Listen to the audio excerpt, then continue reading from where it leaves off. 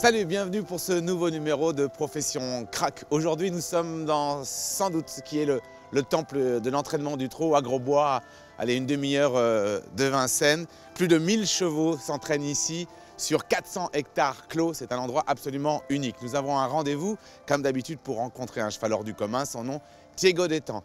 Vous allez voir toutes ses qualités, ses défauts. C'est un cheval qui est toujours présent, même si quand même parfois il a un petit peu le rôle de Poulidor, souvent deuxième, troisième, mais rarement premier.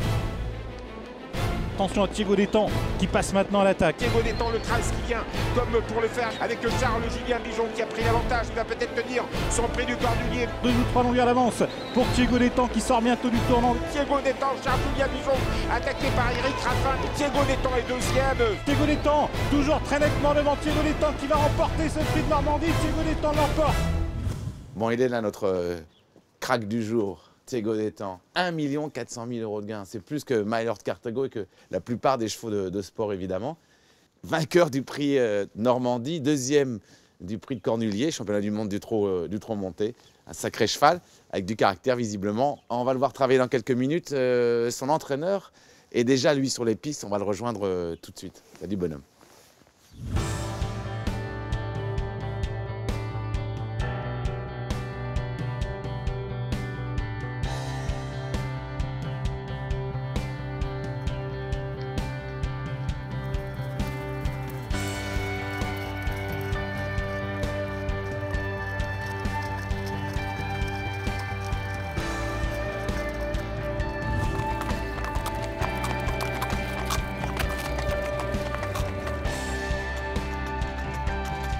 Bonjour Christian.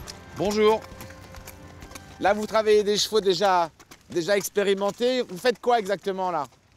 Oh bah là on va faire un petit travail d'entretien. Hein. C'est des chevaux qui, ces deux-là, viennent de courir. Donc voilà, on va pas travailler très dur. D'accord.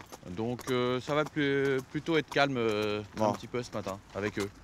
Je suis content d'être venu là parce que j'ai aperçu Thiego tout à l'heure. Je vous laisse finir et on se rejoint avec lui. Bien sûr, Ok. on va finir le boulot et puis on se va voir le retrouve à crack. l'écurie. Ok, merci beaucoup Christian.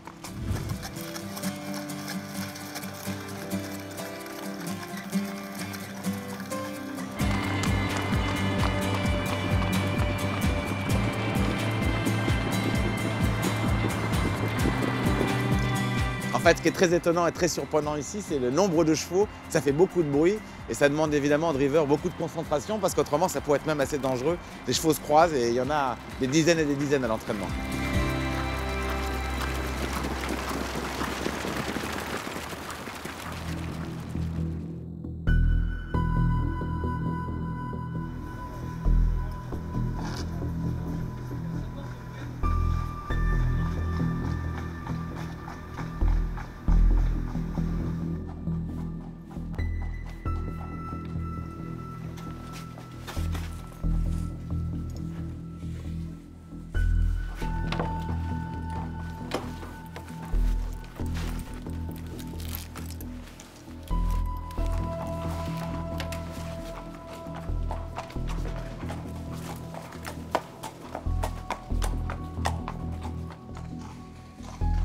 Bon Christian, vous êtes descendu des pistes tout là-haut. On revient évidemment sur notre crack du jour, Thiego d'Étang. Donc là c'est Dimitri, c'est son lad, c'est lui qui s'en occupe beaucoup. Qu'est-ce qu'il va faire aujourd'hui, le cheval? Bah, disons que Dimitri, oui, c'est déjà c'est lui qui s'en occupe tous les jours. Hein. Ouais. De toute façon, hein. Bon, il le sort à la promenade, c'est lui qui s'occupe de lui vraiment tous les jours. Quoi. Et vous lui faites vraiment confiance parce qu'il est tout jeune, il a quel âge Dimitri? Une vingtaine d'années? Oui, voilà. Et vous Ouais, lui confiez un cheval de cette valeur-là? Ouais, ouais, ça fait déjà 2 ans qu'il s'en occupe et voilà. Donc Ouais. il connaît parfaitement son cheval. Et sinon, aujourd'hui, c'est promenade, il a travaillé hier. C'est important il va ça. aller dans le bois. Les chevaux doivent sortir. Là, il va donc faire une sorte de trotting. Et en fait, il va sortir combien de temps? Non, il va sortir à peu près 1 heure. Il fait pas un peu de petit trot, mais voilà, ouais, une bonne heure. Et puis, ce qu'il fait souvent, c'est voilà, une bonne promenade le matin et l'après-midi paddock. Hein, à dehors l'après-midi. Oui, il va presque tous les jours au paddock. Parce qu'en fait, on l'a vu dans la préparation, là, il a beaucoup d'influx. Oui, c'est un cheval qui a du gaz. Il est gentil et tout, mais voilà, il a quand même un peu de pétrole. Ouais. C'est bien. On va le voir justement, on va le voir faire son petit tour. Là, il va aller faire sa promenade. Voilà, il va partir pour faire sa promenade dans la forêt. Bon, on va le rejoindre.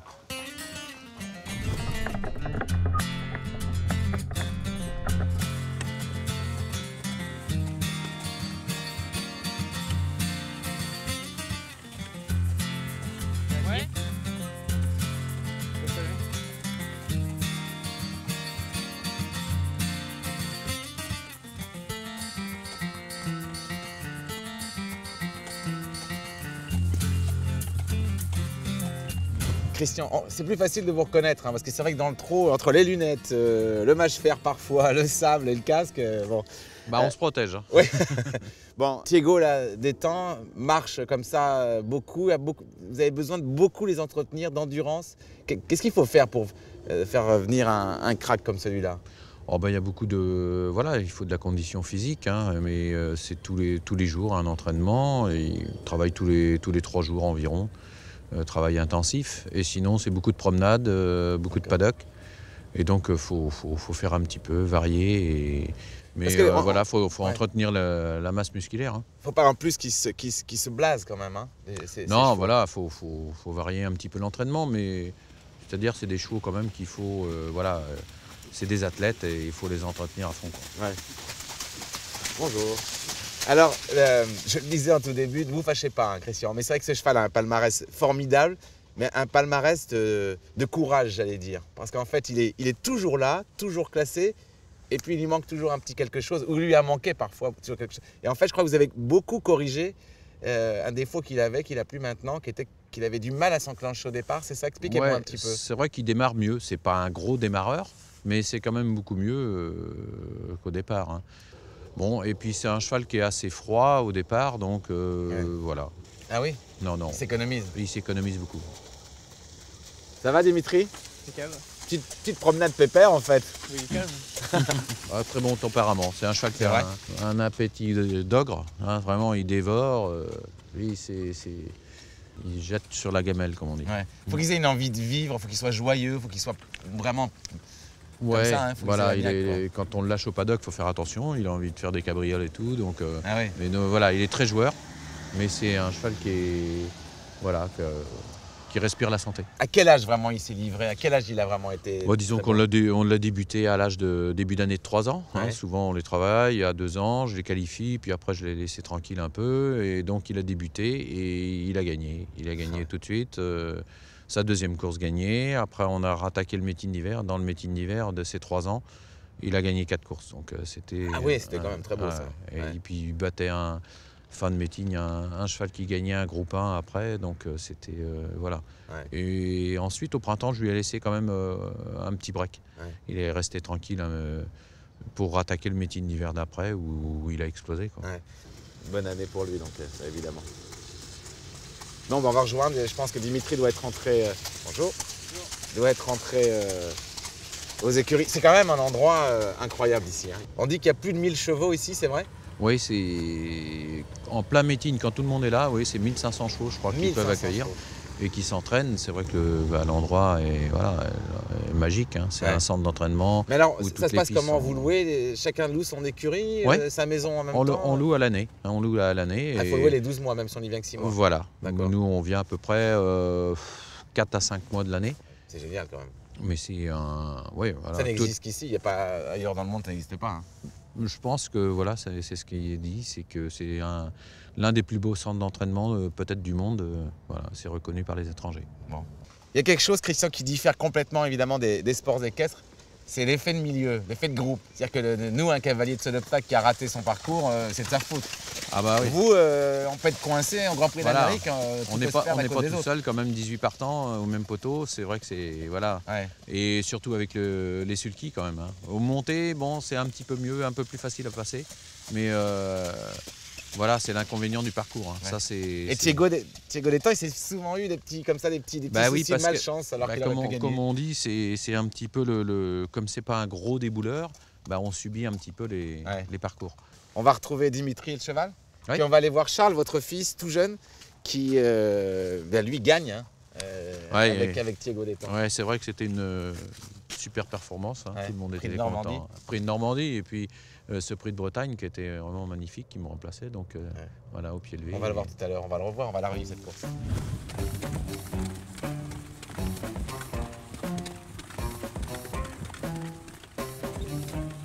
Ah, oh.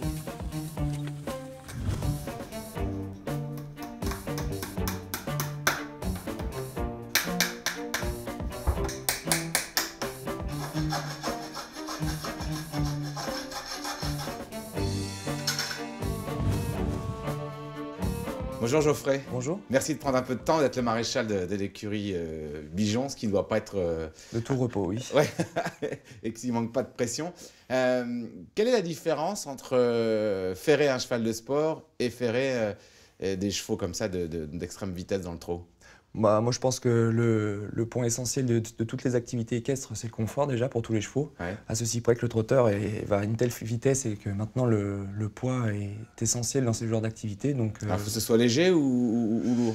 on s'adapte aux chevaux, mais la théorie veut que le poids est l'ennemi de la vitesse, donc le plus léger est le mieux. C'est pour ça que la plupart des entraîneurs défèrent les chevaux pour les courses, mais ça ne suffit pas des fois à tous les chevaux. Et un cheval comme Thiago Détang, par exemple, le crack... Il fonctionne pieds nus avec des 4 petits records et il est assez bon. C'est quoi 4 petits records, ça veut dire C'est quoi? les plus petits alus qu'on ait en poids, ils font 45 C'est grammes. ça, c'est ce que j'ai dans la main là? C'est ça, c'est les tout petits alus. Ça pèse combien? 45 grammes. Et un normal, ça pèserait quoi? Un fer normal fait 300 grammes dans les chevaux de selle. Ah oui, c'est presque 10 fois plus léger. Eh oui, oui. Et c'est des fers qui font la course et on les change 2-3 jours après la course. Ah oui, ils gardent pas ça en permanence. Non, en fait. non, non. D'accord. Le problème, c'est qu'ils sont tellement fins, c'est que la fourchette et la sole des chevaux s'usent à l'entraînement et qu'on se retrouve avec des chevaux qui ont des pieds plats et usés. Et Donc ça veut dire que dans une journée, enfin dans un mois normal sans course, ils ont une ferrure normale. Et quelques jours avant la course, vous revenez, vous mettez un fer comme ça. Dans un mois normal, on est parfois amené à ferrer 4 fois le même cheval. Ah oui. Entre l'usure des fers de course, l'usure des fers de course, les fers d'entraînement, on est des fois amené à les ferrer 3 à 4 fois dans le mois. Ouais. C'est-à-dire que maréchal ferrant d'une écurie de trotteurs de ce niveau-là, c'est extrêmement technique. Votre responsabilité, elle est énorme. Elle est énorme, mais on n'y pense pas. Et puis comme c'est une passion et un plaisir, ça se fait très facilement. Non. Thiago Détang, c'est un des meilleurs chevaux que vous n'ayez jamais ferré. C'est un vrai crack pour vous. C'est mon pouli d'or. C'est vrai? Attention, parce qu'il va finir par gagner le Grand Prix d'Amérique. J'aimerais bien, il fait toujours deuxième, c'est mon pouli d'or, mais c'est mon préféré aussi, forcément. C'est lui qui me fait plaisir quand je le vois à la télé le jour des Grands Prix. Merci Geoffrey. De rien. Bon merci. courage. Merci. Merci beaucoup.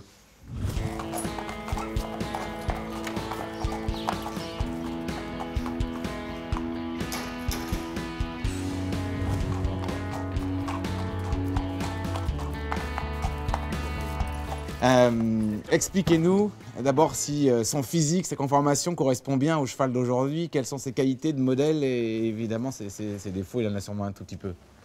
Disons que c'est un cheval de taille quand même, il fait 1m63-4 je pense. C'est-à-dire que c'est déjà assez grand pour un trotteur Ouais, c'est déjà bien, ouais, c'est une bonne taille. Hein. Maintenant la taille a diminué au niveau du trotteur français, je pense. Hein.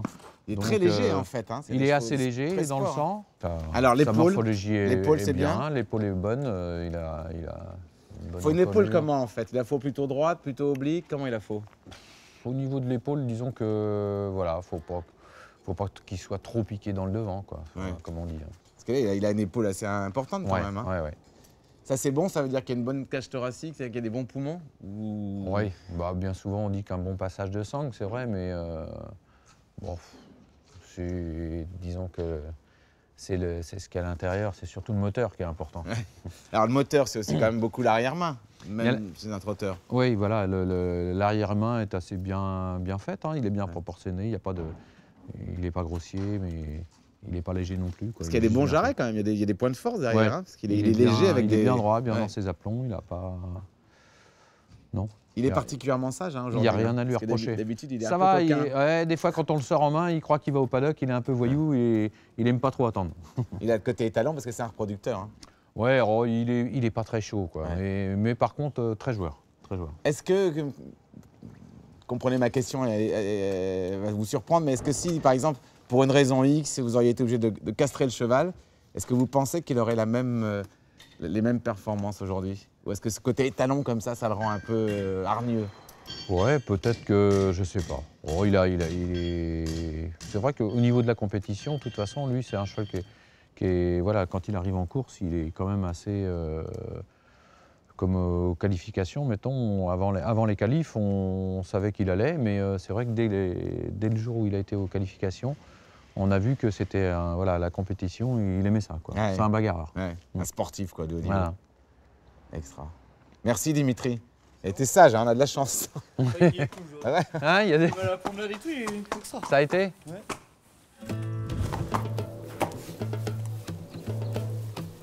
On est tous impressionnés évidemment lorsqu'un cavalier d'obstacles ou de concours complet réussit à remporter une très grosse compétition alors qu'il est très jeune. Bertram Allen, 18 ans, Jos Verlooy, 18 ans, ou alors Constant Van Paschen, enfin tous ces grands cracks. Et bien, il en est de même pour celui qui a amené Thiégo Détang à sa première très grande victoire, le prix de Normandie. Eh bien, c'est Charles, le fils de Christian Bijon.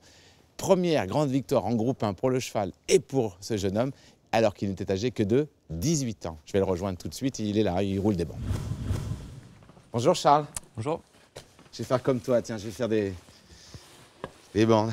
Alors tu sais que moi ça m'impressionne beaucoup parce que tu n'avais que 18 ans, c'était en 2012, quand tu as gagné un groupe 1, ce qui dans le sport d'équestre correspond à un très gros grand prix, avec Thiégo Détang. Donc quoi qu'il arrive, ce cheval-là restera le cheval de ta vie. Tu en auras d'autres, mais celui-là, le premier, j'imagine que pour toi c'était une émotion rare, non? Oui, bien sûr, c'est ça. C'est le premier. Donc, c'est quelque chose de spécial Ouais. qui restera toute ma vie. Ouais. Non, j'y penserai toujours, quoi. Est-ce que ça t'a libéré parce que tu es issu d'une dynastie du monde du trot? Les Bijons, c'est pas rien. T'avais peur d'être étouffé par tout ça? Oui, bah après, c'est surtout une aide. Donc, sans eux, je serais pas là. Donc, peur d'être étouffé, oui, mais ça reste quand même un gros avantage. Ton père, il t'a laissé le choix ou tu devais devenir une personnalité du monde du trot? Oh non, il m'a laissé le choix. C'est vrai? Oui, bien sûr. Qu'est-ce qui t'impressionne dans ce cheval? Malgré ta jeunesse, tu as monté beaucoup de chevaux, drivé beaucoup de chevaux. Qu'est-ce qu'il a de plus que les autres, ce Thiégo Détang? Bah, il a toutes les qualités. Il est puissant, il sait aller vite, il est dur. Il a tout ce qu'il faut pour lui. Il lui manque le sacre, hein. On l'appelle souvent le Poulidor. Tout le monde ici est admiratif parce qu'il est là quand même à tous les classements. Il lui manque un prix d'Amérique, un Cornulier, il est deuxième, et il lui manque une vraie couronne. Oui, bah, pour l'instant, ça n'a pas encore été. Il faut espérer que ça se passe. Il a beaucoup progressé depuis que tu l'as monté, depuis 2012? Oui. Ouais. Ouais, non, il a vraiment progressé. Cette année encore, lors de la précédente course, il a prouvé qu'il avait encore progressé. Donc, à voir comment ça se passe. Tu sais ce que je te propose, c'est qu'on retrouve ton père, qu'on aille le voir et qu'on regarde cette belle victoire, le prix de Normandie, qui était pour toi, en plus, la première victoire en groupe 1. On se refait ça? Oui. Ça marche? On y va. Problème. Je termine, je suis un peu plus lent que toi pour les bandages.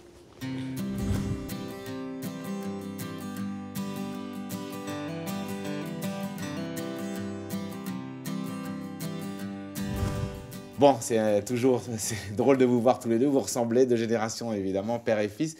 Justement, c'est une histoire de famille ce cheval, Christian, parce que c'est votre beau-père qui l'a fait naître, le grand-père de Charles. Est-ce que justement, si ce n'était pas un cheval de famille, est-ce que le propriétaire aurait pris le risque de le faire monter par un tout jeune, très très jeune jockey? Bah, c'est vrai que ça aurait été difficile un petit peu. Il aurait fallu avoir l'aval du propriétaire extérieur et Charles venait de passer professionnel 2 mois avant. Un jeune qui venait d'avoir 18 ans. Voilà, c'était un petit peu délicat de proposer ça à un propriétaire. Mais là, le propriétaire, c'était son grand-père. Et là, lui, au contraire, il était ravi. Ouais. Et toi, de supporter justement, tu te rendais compte évidemment que c'était une grande course, le prix de Normandie, que c'était un cheval déjà formidable. Ça t'a paralysé ou tu avais déjà tellement confiance en toi? Non, bah oui, c'est sûr, c'est stressant, c'est des grandes courses. il y a plus de pression dans une course classique. Ouais. Mais après, ça allait, c'était supportable. Bon. On va la regarder cette course. 15 septembre, on est à Vincennes. Prix de Normandie, Christian s'est réservé aux 5 ans, c'est ça? 5 ans. 5 ans mâles ou 5 ans Non, tous sexes confondus. Tous sexes confondus, voilà. C'est une course très importante quand même, hein?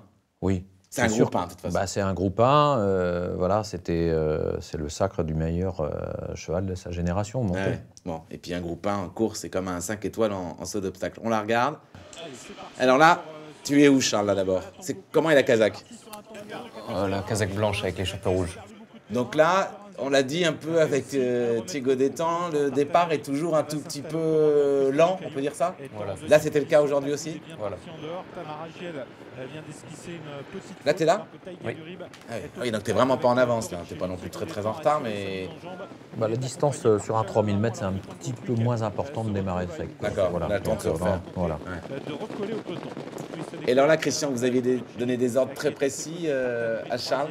Bah, sachant que c'est pas un gros démarreur, j'ai dit ça sert à rien de le provoquer, de chercher à démarrer trop sec. De toute façon, il n'allait pas. Donc sur un 3000, j'ai dit bah, tu restes surtout tu te contentes de suivre le peloton, de ne pas être trop loin, de pas chercher à venir. Et voilà, c'est ce qu'il a fait. Il a suivi au départ. Donc c'est toujours, vous savez, ces groupes 1, c'est quand même toujours des courses qui sont assez rythmées, hein, de toute façon au niveau du train. Ouais. Donc voilà, c'est pas des courses trop pièges, ça roule en général. Et donc là, il est pas mal placé. Voilà. Là, c'est ça, hein? Ouais. Alors toi, t'es dans quel état d'esprit? Tu respires, t'es lucide ou t'es complètement contracté, stressé? J'aimerais bien savoir ce que tu ressentais à ce moment-là. Non, bah pas contracté. C'est vrai? Non, de toute façon, une fois en course, il n'y a plus de stress, il y a rien. T'es dans l'action, quoi. C'est juste la course. Ouais. Et tu te dis quoi? Tu dis je veux gagner ou vous vouliez la jouer placée ou le but c'était vraiment de la remporter cette course? Non, bah là c'était l'objectif. Hein. 15 jours avant, on avait été très malheureux dans le critérium des 5 ans. Et c'est vrai qu'il avait très bien travaillé aux montées. Donc voilà, moi je lui voyais une première chance, on était quand même confiants. Les turfistes aussi, il avait une bonne cote? Oui, il était dans les favoris quand même. Ouais. Donc sur sa classe d'attelage, par contre c'était un coup de poker, c'était sa première course montée au cheval. C'est la première fois qu'il était monté en course? Voilà, c'est la première fois, donc... mais bon, on s'est dit, de toute façon, soit ça passe ou ça casse, mais de toute façon, un cheval, maintenant avec la nouvelle position, je pense que c'est la première fois qu'elle est la bonne. Bien souvent, outre montée. Ah oui. Les réglages se font moins que dans le temps. Voilà, ils doivent s'y être passés ce jour-là. Donc on avait dit que surtout de ne pas venir trop vite. Hein, d'essayer, et de sa force quand même, c'est qu'il sait faire les derniers 700 mètres très vite. Ouais, et là, ça y est, c'est parti, là, c'est voilà, incroyable. 700, Alors là, tu fais quoi? Comment tu accélères à ce point-là? Tu ouvres les doigts, tu mets un petit coup de cravache, comment tu fais ça pour lâcher les gaz comme ça? Là, t'es là, c'est incroyable. Ça se passe dans la bouche. Ah ouais, voilà, tu ouvres les doigts, quoi. Plus ou moins, oui. Ouais. C'est incroyable ce qu'il fait, là, en revanche. Il va laisser les autres complètement derrière. Bah, c'est-à-dire que oui, voilà, il va pas caler. Et, là, il reste voilà, combien de mètres, Christian, là? Là, on est aux 300 derniers mètres. Là, donc, toi, Charles, t'as plus aucun doute, tu gagnes. T'as peur de quoi? De la faute? Oui, voilà, après, il y a souvent des finisseurs, ils peuvent finir. Bon, là, il y avait de grandes chances que je gagne, oui. Donc après, ça dépend. Ouais. Il peut tout se passer encore. Là, il peut encore se passer des choses qui t'empêchent de gagner. On ne sait jamais, la faute, on n'est jamais à l'abri d'une faute. Formidable, en tout cas, comme victoire. C'est quand même un groupe 1, on a l'impression que c'est une épreuve où les autres sont pas de niveau. Et puis là, c'est la grande victoire. Alors à ce moment-là, ça c'est la famille, là, c'est ça? Oui. Ouais, extraordinaire. Ah bah, tout le monde est en séquence émotion. Tout le monde est en larmes quand même. Ouais. Christian, pour vous, c'est juste l'apothéose quand même d'être. Vous êtes vous aussi issu d'un père qui était dans le monde du trot. Vous avez un fils qui gagne un groupe 1 avec un cheval de la famille. Qu'est-ce qu'on peut espérer de mieux qu'à ce moment-là? Rien. Bah, tout est réuni. Hein. Voilà, toute la famille était là. Et vraiment, ça a été un grand bonheur, quoi. C'était génial. C'est vrai que c'était avoir en plus voilà, le cheval monté par son petit-fils, le grand-père, c'est... Alors lui, c'était, oui, totale émotion. Et toi, Charles, tu réalises à ce moment-là que tu fais gagner à un crack son premier groupe 1? Oui, bah voilà, c'est quelque chose de spécial. Ouais. Là, vraiment, il y a beaucoup d'émotions. Ouais. On va vous suivre hein, parce qu'on s'y attache maintenant à ce crack. Hein. Bah, il est attachant parce qu'il est toujours là. Ouais. Hein, donc lui, il fait toujours l'arrivée. Donc c'est vrai que c'est quand même un cheval, on est sûr à peu près qu'il va faire sa course. Merci messieurs, c'était génial. Ça fait drôle de vous voir, la père et fils en train de regarder le cheval du grand-père, c'est juste inouï. Merci Charles. Merci Christian. Bien mon pépère. Voilà, on se quitte avec notre héros du jour, Thiego Lestang, qui, j'en suis sûr, ne restera pas le pouli d'or des meilleurs trotteurs du monde, sans aucun doute, très vite, un Grand Prix d'Amérique ou un Cornulier sur son palmarès. On se retrouve nous très vite pour un nouveau Profession Crack. Salut, ciao, à bientôt. Salut toi.